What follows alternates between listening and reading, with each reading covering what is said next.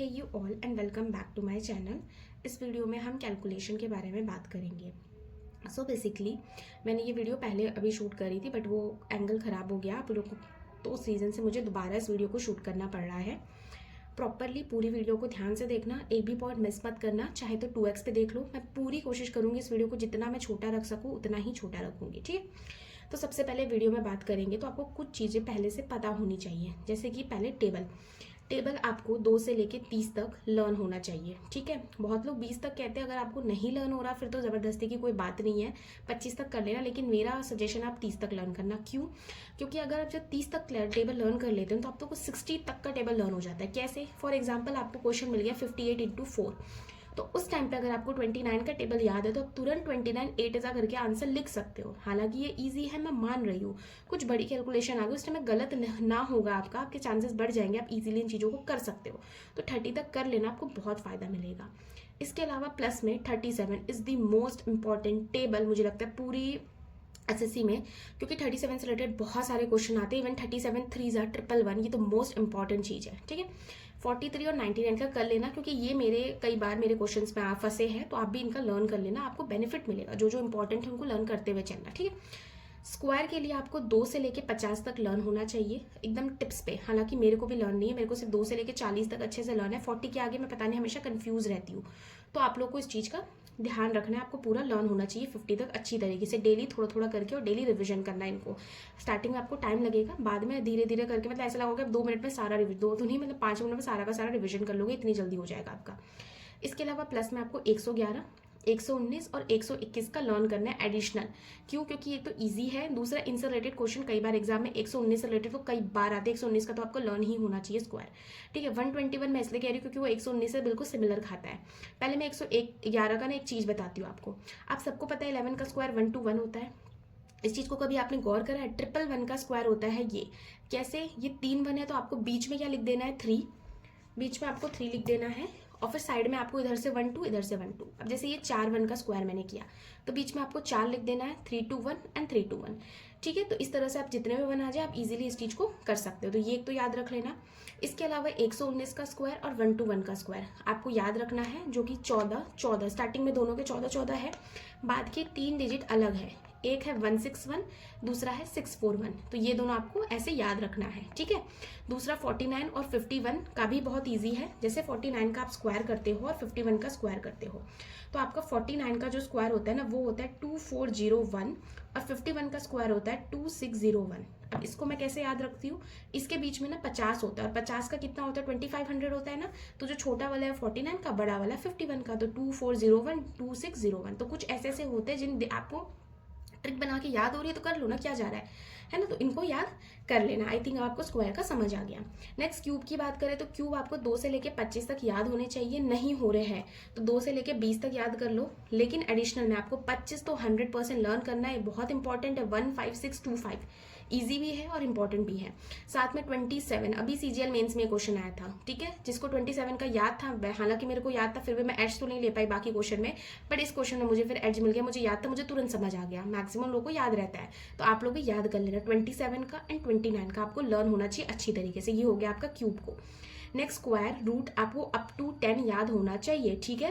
Square root यानी कि मैं इसकी बात कर रही हूँ, ये जो होते हैं ना इसकी मैं बात कर रही हूँ, स्क्वायर रूट, ठीक है। आपको ये लर्न होने चाहिए 10 तक। ये मुझे भी अभी तक लर्न नहीं हुआ, कभी कभी मैं कंफ्यूज हो जाती हूँ, लेकिन हाँ कभी ऐसे आता है तो मैं लिख, मतलब हो जाते हैं मेरे से क्वेश्चन, एकदम एकदम टिप्स पे मुझे याद नहीं है लेकिन हो जाते हैं, ठीक है। मैं पता है किस में कंफ्यूज रहती हूँ, ये 5 6 7 8 में मैं कंफ्यूज रहती हूँ हमेशा।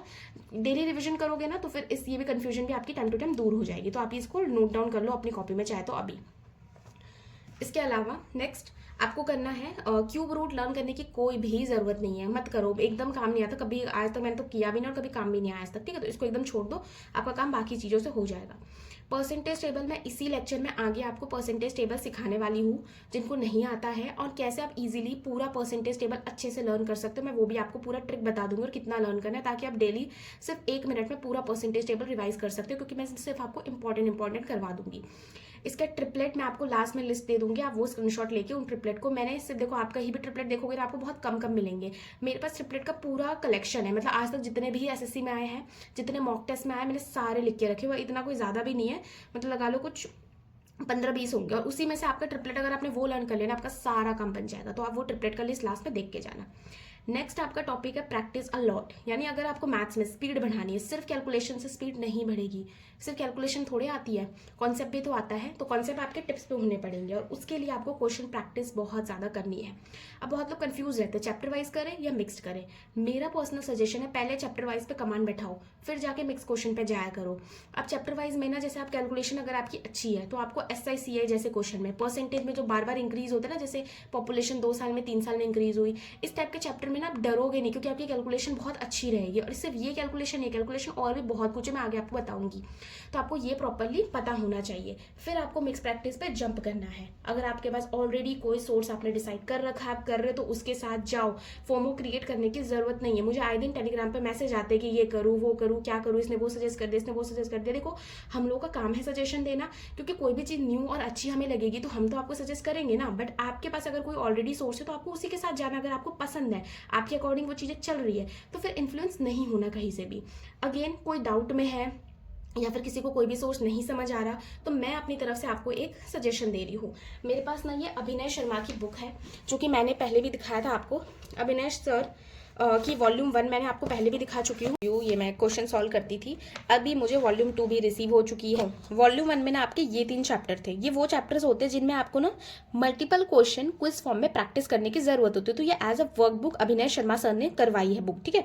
तो ये 3 चैप्टर थे। अभी मैंने वॉल्यूम 2 मेरे को रिसीव हुई है, एंड जिसके अंदर ना अब ये 3 चैप्टर्स कंप्लीट करूंगी मैं। Algebra, trigonometry, height and distance. ये ना क्विज दे रखे हैं, एंड ये बहुत अच्छी लेवल के क्विज है, मतलब आपको मजा आएगा करने में और बहुत ज्यादा दिमाग खुलता है ये। और वन मोर थिंग इंपॉर्टेंट, कि यहाँ पे QR स्कैनर है। आप उसको स्कैन करते हो ना तो डायरेक्ट आप इसके सोल्यूशन पे पहुंच जाते हो। ओनली दिस क्वेश्चन का सोल्यूशन, जो कि बेस्ट थिंग है। मैंने सबको पूरा ट्राई कर चुकी हूँ, तभी आपको बता रही हूँ। तो आप अगर ऐसी कोई वर्कबुक सर्च करें जिसपे आप मल्टीपल क्वेश्चन प्रैक्टिस कर सके, मिक्स टाइप हो, चैप्टर वाइज में हो, तो आप इसको कर सकते हो। ये अलजेब्रा के कुछ क्वेश्चन हैं, एंड ये भी अलजेब्रा पूरा दे रखा है, मतलब सारे टॉपिक है। और फिर ये आपके प्रॉपर ने यहाँ पे आंसर दे रखे हैं, तो आप इनको मैच करके कर सकते हो। माँ सर का तो नाम ही काफी है, बुक के बारे में ज्यादा बताने की जरूरत भी नहीं है। बट क्वेश्चन दे रखा है तो आपका टाइम भी वेस्ट नहीं हुआ। क्वेश्चन नहीं हुआ, स्कैन करो, डायरेक्ट आंसर पे। अभी दोनों ही बुक आपको अवेलेबल मिल जाएगी, तो आपको मैं लिंक डिस्क्रिप्शन में डाल रही हूँ, आप वहां से इन दोनों बुक का चेक कर लेना लिंक, ठीक है। और कोई भी डाउट हो तो आप मुझे कमेंट में पूछ सकते। अब क्वेश्चन आता है कि आपको डेली कितना टाइम देना है कैलकुलेशन के ऊपर। 10 to 15 minute is more than enough. इतना टाइम तो हम स्क्रोलिंग में वेस्ट कर देते हैं। और आपको ना स्टार्टिंग में मे बी बोरिंग लगे शायद से, मुझे कैलकुलेशन करने में अब तो मजा आता है, मेरा रूटीन बन गया है।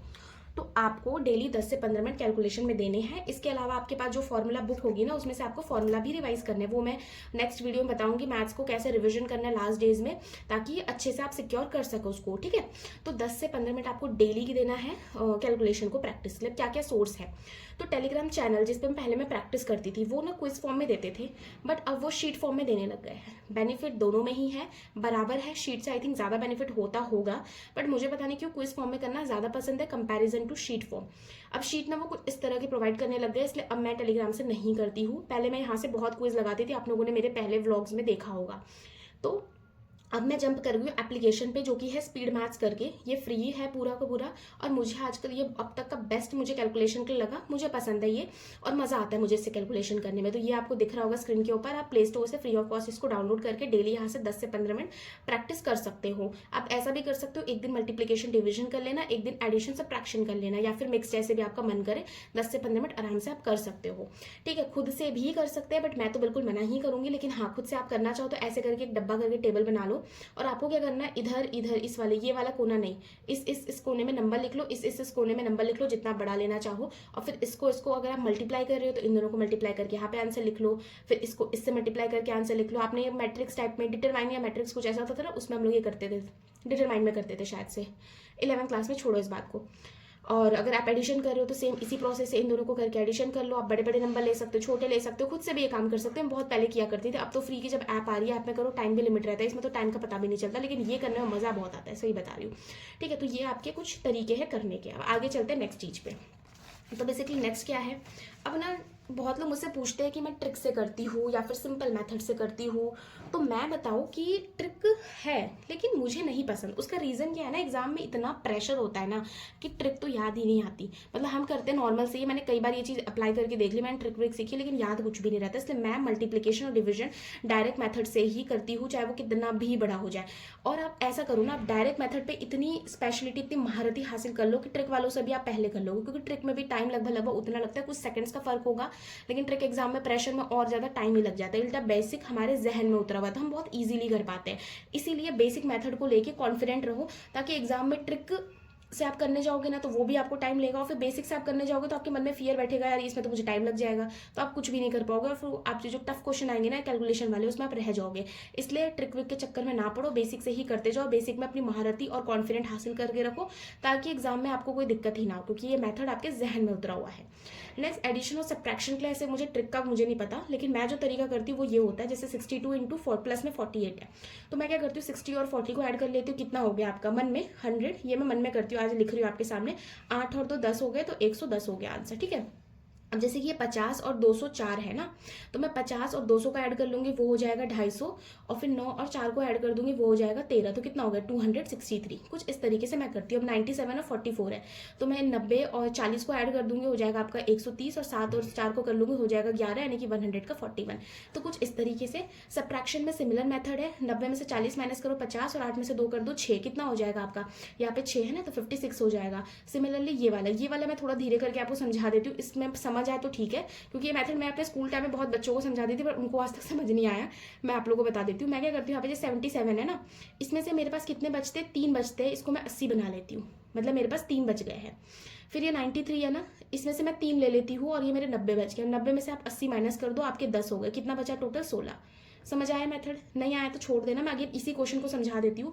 93 माइनस का 77 है ना, इसको आप 80 मान लो मन में, और 3 आपका एक्स्ट्रा इधर वाले में बच गया। समझ आ रहा है ना। और ये 93 है, इसका भी 3 ऊपर का एक्स्ट्रा 3 हो गया, और ये हो गया 90 माइनस के कितना बचा 10, तो ये हो गया 16। ये अभी आपको लग रहा होगा बहुत टाइम लगेगा, ये इतना ईजी मेथड है ना माइनस का, मैं बड़े बड़े माइनस भी इससे ईजिली कर लेती हूँ। समझ आ रहा है तो ठीक है, नहीं आ रहा तो कोई बात नहीं, छोड़ दो। ये मुझे मेरे जहन में उतरा है, क्योंकि मैं स्कूल टाइम से ऐसे ही माइनस करती आई हूँ मन में, ठीक है। तो इसको छोड़ देना, आप नॉर्मल मेथड भी करो तो भी चलेगा, कोई दिक्कत नहीं है। इसको आप 93 की बजाय इसको आप क्या मान लो, 80 मान लो, और इसको 13 मान लो, और 13 में से आप 7 को माइनस कर दो, और 80 में से 13 में से 7 को माइनस कर दो, 6 बच जाएगा, और 80 में से 70 माइनस कर दो, 10 बच जाएगा, तो 16 आ जाएगा। समझ आ रहा तो ठीक है, नहीं यार तो छोड़ो, शायद मैं समझा भी नहीं पा रही हूँ, ठीक है।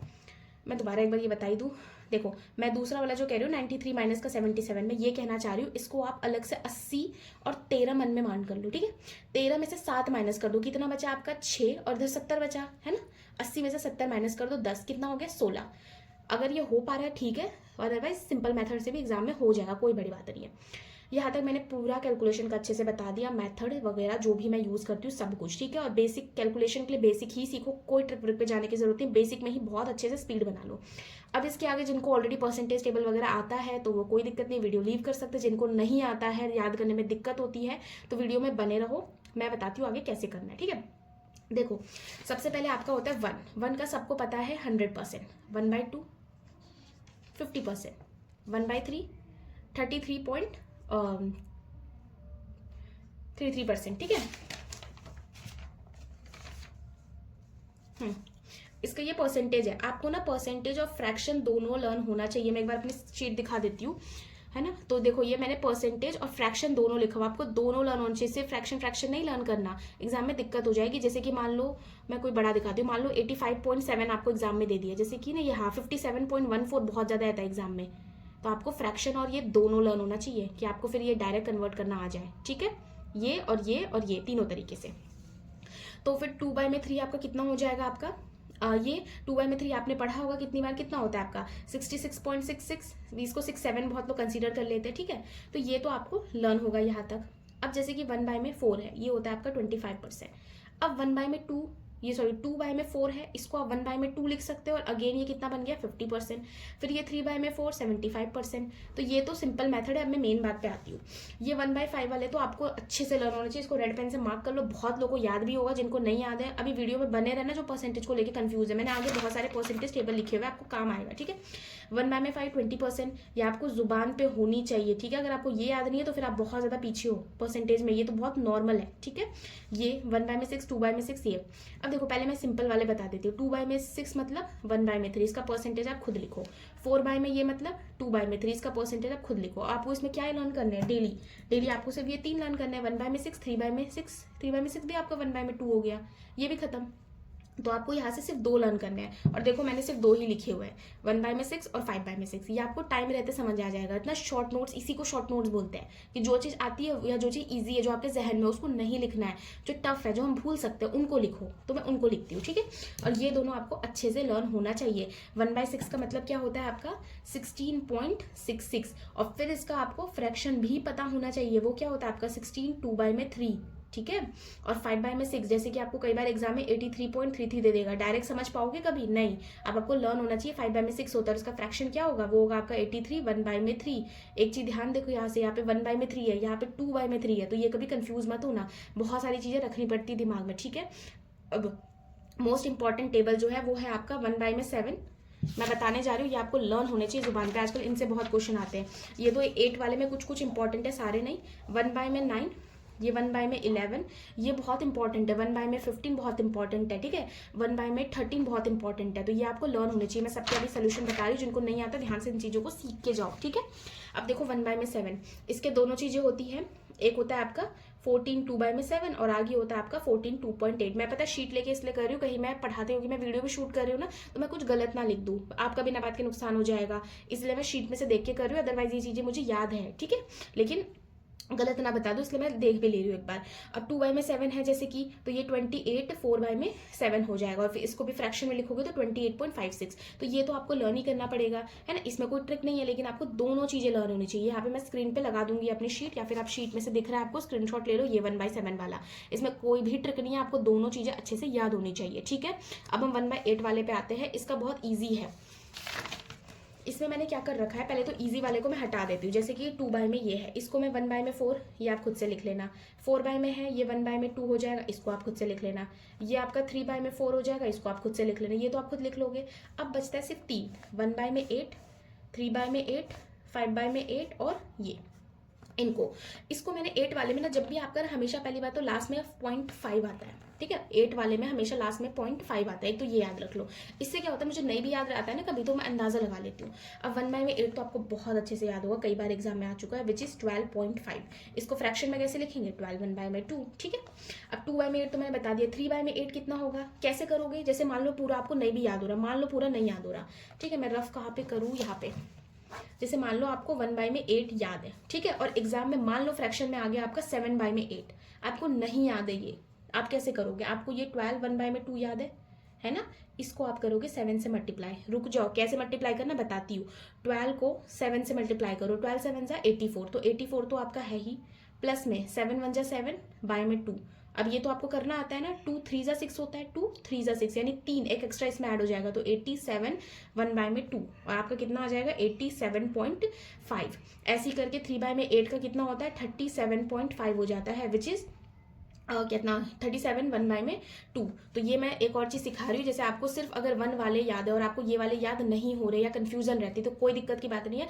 अपनी स्पीड मल्टीप्लिकेशन की इतनी रखना कि एग्जाम टाइम में आप तुरंत कर लो। जैसे मेरे को ना पहले याद नहीं रहता था, मेरे को सिर्फ ये याद रहता था कि इसके 12.5 है। अब कभी 3/8 आता था ना, तो मैं अंदाजा लगा लेती थी, अच्छा 3 से मल्टीप्लाई करूंगी, 12 3 जा 36, तो 37.5 ऐसे करके, ठीक है। तो आपको अगर सिर्फ 1 वाला याद है तो आप बाकी भी आराम से मल्टीप्लाई करके निकाल सकते हो। जैसे ये 1/7 वाला मुझे याद ही नहीं होता ये वाला, तो मैंने अब इस पर मेहनत करना छोड़ दिया है। एग्जाम टाइम में आपको कुछ एक्स्ट्रा सेकंड्स लगेगा, ठीक है। आप बार बार प्रैक्टिस करोगे तो कुछ एक्स्ट्रा सेकंड लगेगा। मैंने सिर्फ 1/7 याद कर रखा है। मेरे से कभी 5/7 आता है ना, तो मैं मल्टीप्लाई कर लेती हूँ। कैसे, 14 2/7 है किसका, 1/7 का। मेरे से 5/7 पूछे तो मैं इसको 5 से मल्टीप्लाई करूंगी। 14 5 जा 17, 5 2 जा 10 बाय 7, यानी एक 1 एक्स्ट्रा इसके पास आ जाएगा, 71 3/7। क्लियर हुआ, पक्का, ठीक है। सही बता रही हूँ, गलत तो नहीं बता रही ना, हाँ 71 3/7। ठीक है, मेरे को डर लगता है वीडियो शूट कर रही हूँ तो मेरा माइंड ना डाइवर्ट हो जाए। अब देखो ये तो भाई बहुत इंपॉर्टेंट और साथ में ईजी, आप सबको याद भी होगा, जो इन्हें परसेंटेज टेबल पढ़ा है सबको याद होगा। 1/9, 2/9, 3/9 बहुत ईजी है। कैसे, हम सब पढ़ चुके हैं। 1/9 यानी 11.11, 2/9 यानी 22.22, 3/9 यानी 3.33, 4/9 यानी 44.44, ऐसे करते करते 88.88, 99.99। ठीक है, इनका फ्रैक्शन इससे भी ज़्यादा ईजी क्या होगा, 11 1/9, 2/9, 33 3/9। मान लो मैंने तुमसे अचानक से पूछ ले बताओ 6/9 क्या होगा, 66 6/9। ठीक है, और फ्रैक्शन में 66.66, ईजी। तो ये आपको 9 वाला अच्छे से याद होगा, कोई दिक्कत नहीं है। 10 वाला भी आप सबको याद होगा, तो इसमें हम ज़्यादा दिमाग नहीं लगाते। ठीक है, अब आते हैं 11 वाले पे। 11 वाला इज दी ऑल्सो बहुत ज़्यादा ईजी। कैसे, 9 का टेबल है, 1/9 तो 9.09, इसमें बच्चे गड़बड़ करते याद रख लेना। 2/9 18.18, 3 तो 27.27, 4 9 4 36 ना 36.6, 5 9 5 45 तो 45.5। मैं बता रही हूँ 5 का है ये, 4 का है ये, 3 का ये, इसका मान लो 9 का पूछा तो 9 9 81.81। ये चीज़ आपको याद होना चाहिए। और सिमिलरली फ्रैक्शन में भी यही चीज़ हो जाएगा। फ्रैक्शन में कैसे होगा, मान लो मेरे से पूछा है 7/11, तो 9 7 63.63 हो जाएगा। और इसका फ्रैक्शन क्या होगा, इसका फ्रैक्शन होगा 63, और 7 पूछा है ना तो 7/9। आई गेस आपको समझ आ रहा है, नहीं आ रहा तो एक बार इसका स्क्रीनशॉट लेके ध्यान से देखोगे तो समझ आ जाएगा। ठीक है, ये रहा 11 वाला पोर्शन। अब कुछ इंपॉर्टेंट बताने जा रही हूँ, वो भी ध्यान से सुनो। 1/12 कितना होता है, याद होना चाहिए 8.33। ये इतना इंपॉर्टेंट है, इतना इंपॉर्टेंट है कि पूछो मत, बहुत इंपॉर्टेंट है, इसको अच्छे से सुन लो। ठीक है, फिर 5/12 और 11/12, ये अभी रिसेंटली मैंने लिखा अभी मेंस के एग्जाम के टाइम में, क्योंकि मेंस में मेरे से 2-3 बार इनसे रिलेटेड क्वेश्चन फंसे थे, तो मैंने इनको लिख लिया। क्या होता है 5/41, 2/3। अब मैंने बाकी क्यों नहीं लिखे, 2/12, 3/12, 4/12 क्यों नहीं लिखे, खुद सोचो, मैंने पीछे समझाया है। 5/12 41, 2/3, 11/12 कितना होता है 91, 2/3। तो ये दोनों फ्रैक्शन इंपॉर्टेंट है, लिख लो। गिचमिच तो नहीं हो रहा ना, मैं बोल भी रही हूँ तो ध्यान से सुनते जाना। अब 1/13 is the most important fraction for profit loss question. ठीक है, प्रॉफिट लॉस के जो चैप्टर होते हैं ना उनमें इतना इंपॉर्टेंट है, पूछो मत। आपने कई बार 7.69 सुना होगा, ये क्या है, ये 1/13 ही है। और इसका जो फ्रैक्शन होता है ना वो होता है 7 9/13, जो कि मुझे आज तक याद ही नहीं होता, पता नहीं क्यों, मैं इसको बार बार भूल जाती हूँ, बट मुझे ये याद है 7.69। तो आप इसको 7 9/13 करके याद कर सकते हो। ठीक है, फिर 1/14 तो ईजी है, 7 1/7। एक और चीज़, ये 7 1/7 है। ठीक है, और ये 14 2/7 है, ये 1/7। ठीक है, तो कंफ्यूज नहीं होना, ये छोटी छोटी चीजें याद रखनी। 1/15 is the most important fraction. क्या होगा इसका 1/15 का, इसका होता है 6.66। ठीक है, 6.66। मैं आपको 3 फ्रैक्शन लिख के दे रही हूँ, मुझे कमेंट में इन तीनों के आंसर बताना। एक होता है आपका 66.66, एक होता है आपका 16.66, एक होता है आपका 6.66। तीनों के मुझे फ्रैक्शन वैल्यू बताओ कमेंट बॉक्स में। इतने कंफ्यूजिंग है और ये एग्जाम में बार बार आते हैं। ठीक है, तो आपको इनको याद रखना है। इसके अलावा 1/16 और 1/24, इनको मैं हमेशा साथ में याद करती हूँ, क्यों, थोड़े थोड़े सिमिलर है। जैसे कि मैं लिख देती हूँ, आप खुद समझ लेना। 6 1/4 है, और इसका क्या है 4 1/6 है। सिमिलर है। मैं इसको कैसे याद कर सकती हूँ, इसके नीचे 6 है तो ऊपर में 6, इधर 24 है तो इधर 24। बस इधर नीचे में 6 है ना तो इधर मैंने इसका उल्टा 4 लिख दिया, इधर नीचे में 4 है ना तो इधर उल्टा मैंने 6 लिख दिया। ठीक है, अब ये तो ईजी है, ये 6.25 हो जाएगा, क्योंकि 1/4 तो सबको पता है 2/5 होता है। अब ये 4 1/6 है तो इसको क्या लिखोगे आप 4.16। ठीक है, तो ये दोनों भी इंपॉर्टेंट फ्रैक्शन है, आते एग्जाम में याद रखना। ये 3 देखो इतने इंपॉर्टेंट नहीं है, बट मैंने ना याद कर लिया, मेरे को ना एक पोएम की तरह याद हो गया, तो मैं लिख देती हूँ, आपको मन हो तो याद कर लेना। 4.76, 4.55 और 4.35। तो मैंने इनको रेगुलर याद कर लिया, 765535। ये 2 है ना, वैसे मैंने 55 याद कर लिया, 765535। कभी एग्जाम में आ जाए तो बाई चांस, आज तक मेरे 2 वाला शायद फंसा भी एक बार, और तो कोई फंसा भी नहीं एग्जाम में, तो फिर भी इसको कर लें। शायद 23 वाला भी बहुत बार आता है, इसको भी याद कर लेना। ठीक है, तो ये एक बार अच्छे से देख लो। मैंने आई थिंक आपको पूरा परसेंटेज टेबल अच्छे से समझा दिया है, और अगर अच्छा लगा है तो चैनल को लास्ट में बोलो सब्सक्राइब और लाइक करके जाना। अब बात करते हैं हम लोग ट्रिपलेट की। तो ट्रिपलेट का ये रहा लिस्ट, आप लोग के सामने रख देती हूँ। नहीं दिख रहा तो मुझे बताना, मैं कम्युनिटी या टेलीग्राम पे डाल दूंगी। ये पूरा लिस्ट है, ठीक है, सिर्फ इतने से है, और ये इतने इंपॉर्टेंट है, आपको इन्हीं में से घूम फिर के आएंगे। इसके अलावा मैं गारंटी दे रही हूँ आपको कहीं से भी ट्रिपलेट देखने को मिलेगा, क्योंकि मैंने सारे ट्रिपलेट इसमें लिख के रख दिए। ठीक है, आप ऑनलाइन में सर्च करोगे आपको इसमें से एक आधा मिसिंग मिलेगा, क्योंकि ये मैंने पूरा कंपाइलेशन मैंने खुद से लिखे है, ये बाद में ऐड किए मैंने खुद से थोड़े थोड़े, जैसे मॉक में आते गए। आज भी अगर मॉक में कोई क्वेश्चन फंसता है तो मैं इनको अपडेट करती जाती हूँ। ठीक है, तो मैंने हर जगह थोड़ी जगह छोड़ रखी है। अब जैसे ये देखो, यही इसी को मैं कहती हूँ फॉर्मूला बुक, इसी को कहती हूँ शॉर्ट नोट्स। क्या है ये ना कई बार आ जाता था, एक बार ना ये x की पावर 5 और ये आ गया क्वेश्चन में। अब मुझे पूछा था बताओ इसकी क्या वैल्यू होगी, अब मेरे को नहीं आता था, लेकिन 2-3 बार इस तरह के क्वेश्चन आने लगे तो मैंने इनको याद कर लिया कि एग्जाम में आता है 9702 और 55449। देखो कितना इजी याद करना, तो उसको याद ही कर लो ना, जब इजी पढ़े तो याद कर लो। अब ये नहीं कि अब हर चीज़ के नोट्स बनाते फिरो। मान लो x⁻7 प्लस में 1/x⁻7 कभी कोई नंबर दे दिया और बोला ये, तो अब अगर अलग अलग हर बार क्वेश्चन आए तो अलग अलग आप नहीं याद कर सकते, वहाँ पे तो आपको कुछ ना कुछ मेथड लगाना पड़ेगा। पर ये 9 वाला कॉमनली यूज होता है, इसलिए मैंने इसको यहाँ पे लिख दिया है, ठीक है। तो यही आपका समझ आ गया। आई थिंक मैंने कैलकुलेशन के ऊपर पूरी वीडियो खत्म की है। वीडियो अच्छी लगी तो डेफिनेटली बताना, एंड कोई भी डाउट हो तो आप कमेंट में पूछ सकते हैं। तब तक के लिए बाय बाय, मिलते हैं किसी अगली वीडियो में।